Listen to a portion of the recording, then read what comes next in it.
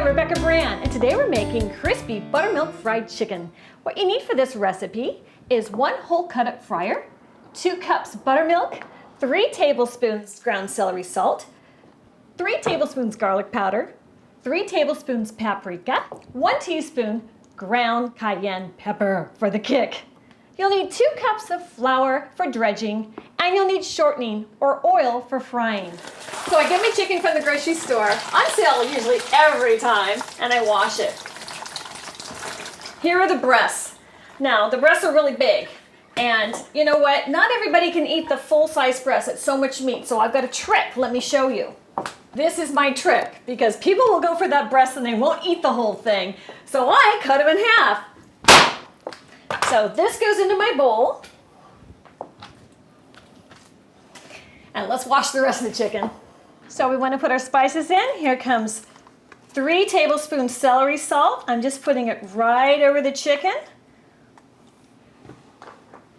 3 tablespoons garlic powder. 1, 2, 3, and I just do more or less. We're good. This is just the basics of a recipe. Oh, 3 plus more tablespoons paprika.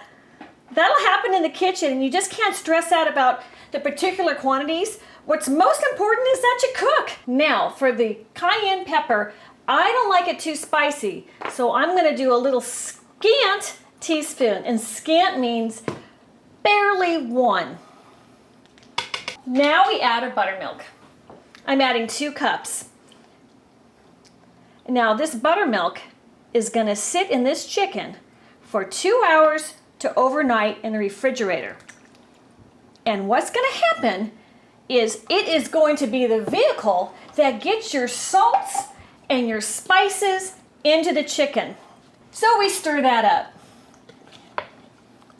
Oh, it's happy. We're gonna cover the chicken with plastic wrap, and into the fridge it's gonna go. Okay, 2 hours or overnight. So I put it into a colander, and we drain the buttermilk off.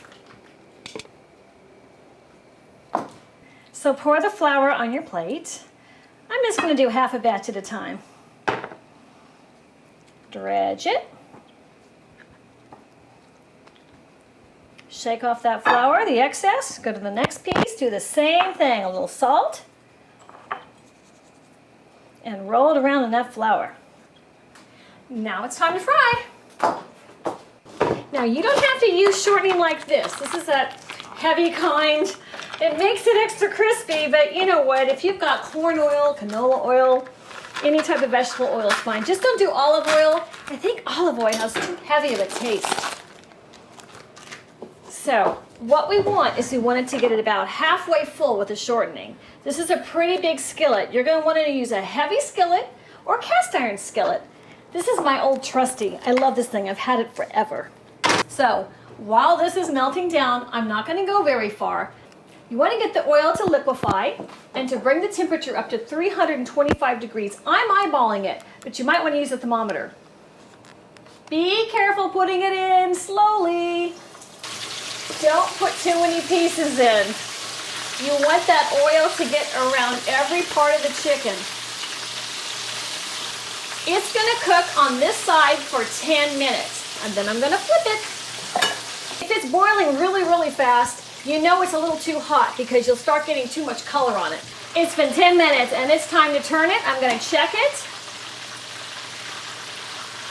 It's a beautiful color. That's what I'm looking for. I'm checking the chicken and it's looking just perfectly crispy and brown.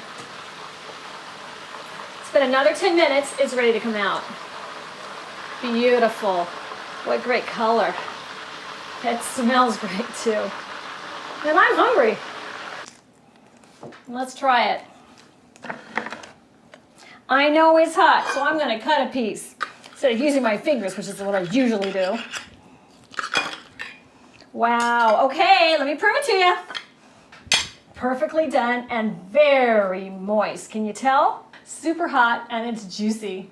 I think it's got a little bit of that buttermilk in that chicken. That is so good. And I taste that cayenne pepper in it just a little bit, which is perfect for me.